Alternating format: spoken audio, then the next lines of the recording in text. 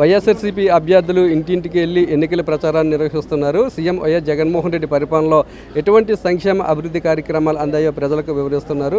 వైఎస్ఆర్సీపీ అభ్యర్థులు చేస్తున్న ఎన్నికల ప్రచారానికి ప్రజల నుండి ఎటువంటి స్పందన లభిస్తుందనే విషయాలు మనతో మాట్లాడడానికి అనకాపల్లి ఎమ్మెల్యే అభ్యర్థి భరత్ ఉన్నారు. సార్ చెప్పండి సార్, మీరు చేస్తున్న ప్రచారానికి ప్రజల నుండి ఎటువంటి స్పందన లభిస్తుంది? ముఖ్యంగా వాళ్ళు ఎలా రిసీవ్ చేసుకుంటున్నారు మిమ్మల్ని?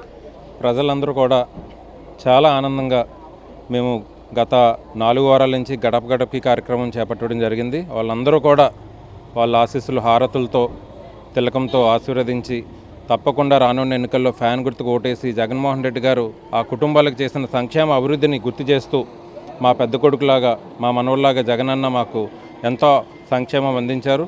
కాబట్టి మేము తప్పకుండా ఫ్యాన్ గుర్తుకు ఓటేసి జగన్మోహన్ రెడ్డి గారిని గెలిపిస్తామని చాలా ఉత్సాహంగా చెప్తున్నారు.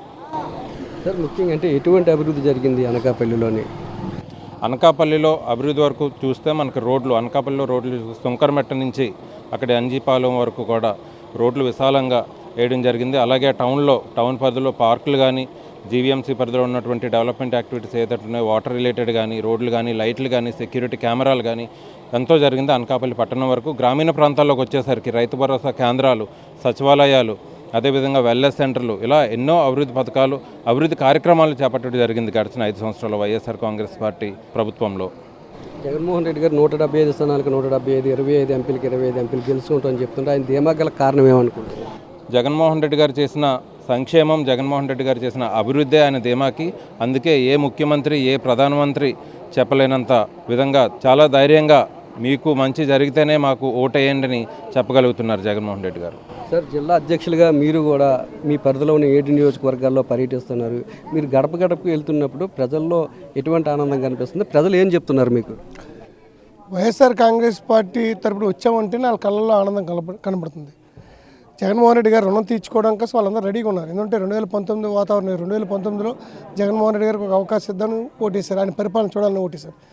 ఈసారి ఆయన రుణం తీర్చుకోవడం కోసం, ఆయన వల్ల లబ్ధి పొందిన ప్రతి కుటుంబం కూడా ఆయన రుణం తీర్చుకోవాలి, మళ్ళీ ఆయన ముఖ్యమంత్రి కావాలి, మా కుటుంబాలు బాగుపడాలి, మా జీవనశైలి మారాలి, ఈ రాష్ట్రం అభివృద్ధి పథంలో నడవాలి, మన పిల్లల భవిష్యత్తు బాగుండాలి అనే ఆలోచనతో ఈరోజు పేదవారు కానీ, మధ్యతరగతి కుటుంబాలు అందరూ కూడా వన్ సైడ్ నిలబడి ఉన్నారు.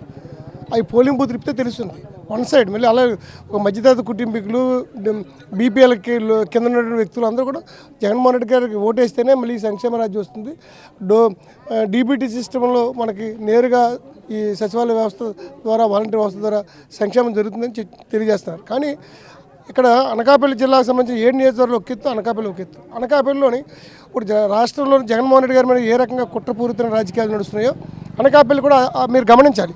అనకాపల్లి ప్రజలు కూడా గమనించాలి. అనకాపల్లి ప్రజలు ఎందుకంటే రాష్ట్రంలో జగన్మోహన్ రెడ్డి గారిని ఓడించడానికి తెలుగుదేశం, జనసేన, బీజేపీ ఈ సరిపోయని చెప్పి కాంగ్రెస్, సిపిఎం ఏ రకంగా కుట్రలు చేసి ఒక వ్యక్తిని, ఒక నాయకుని దించాలని ప్రయత్నం చేస్తున్నారో అనకాపల్లి కూడా అదే విధంగా అదే తీరీలో ఒకరంటే 40 సంవత్సరాలు, ఒకరంటే 12 బద్ధశత్రువులు, ఒక్కొక్కరు 70 సంవత్సరాల వయసు పైబడిన వాళ్ళు, వీళ్ళందరూ కలిసి ఒక చిన్న పిల్లని 36 సంవత్సరాల కుర్రవాడిని, ఒక యువకుడిని, కొత్తగా రాజకీయాలకు వచ్చి ప్రజాసేవ చేయడానికి సిద్ధపడిన వ్యక్తిని ఓడించడానికి అందరూ ఏకమవుతున్నారు.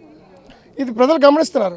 ఎందుకు ఇంత భరత్ గతంలో ఎవరికైనా హాని చేసాడా? భరత్ అనే వ్యక్తిని ఒక అవకాశం ఇవ్వాలని ప్రజలు ఆలోచిస్తుంటే, భరత్ అనే వ్యక్తి వస్తే స్థానికుడు, చదువుకున్నవాడు, అన్ని రకాల ఆర్థికంగా అంగబలంగా గట్టివాడు కాబట్టి ఒకసారి అవకాశం ఇస్తే రాజకీయంగా స్థిరపడిపోతారనే ఉద్దేశంతో ఆయన్ని ఓడిస్తే తప్ప మా అందరికీ కూడా రాజకీయ మనుగడ ఉండదని భయంతో పెద్ద నాయకులను చెప్పుకునేటువంటి కొంతమంది పెద్ద నాయకులు, ముసుగులో రాజకీయాలు చేసి కొంతమంది వ్యక్తి ఒక తీరికి చేరి కుట్ర చేస్తున్నారు. అనకాపల్లి ప్రజలను మీ ద్వారా నేను ఒక రిక్వెస్ట్ చేస్తున్నాను. గతంలో వాళ్ళ పరిపాలన చూశారు, ఆ వేదిక మీద 3 పరిపాలన చూశారు. కొంతాల రామకృష్ణ గారి పరిపాలన కానీ, దాడి వీరభద్ర గారి పరిపాలన కానీ, పేలా గోవింద్ గారి పరిపాలన చూశారు. వారి పరిపాలనలో ప్రజలు ఏ రకంగా ఉన్నారు, అనకాపల్లి పట్టణంలో వ్యాపారస్తులు ఏ రకంగా ఉన్నారు, ఎంత భయాందోళనతో రాజకీయాలు నడిచాయి. మరి ఈరోజు వైఎస్ఆర్ కాంగ్రెస్ పార్టీ అధికారంలోకి వచ్చిన తర్వాత ఈ 5 సంవత్సరాల్లో ఏ వ్యాపారస్తుల మీద కానీ రాజకీయ గొడవలు కానీ, రాజకీయ కుట్రలు కానీ, కులాల మధ్య గొడవలు కానీ, మతాల మధ్య గొడవలు కానీ ఏమైనా జరిగాయా? అదే నిదర్శనం. అనకాపల్లిలో అనకాపల్లి ప్రజలు ప్రశాంతంగా జీవనం సాగించి జగన్మోహన్ రెడ్డి గారి నాయకత్వంలో మంచి కార్యక్రమాలు జరగాలంటే భరత్ గారిని గెలిపించిన ఆలోచన ప్రజల్లో ఉంది. ఖచ్చితంగా అది ఓటు రూపంలో మేము 13వ తారీఖున వస్తామని చెప్పి మేము ఖచ్చితంగా ఆశిస్తున్నాం.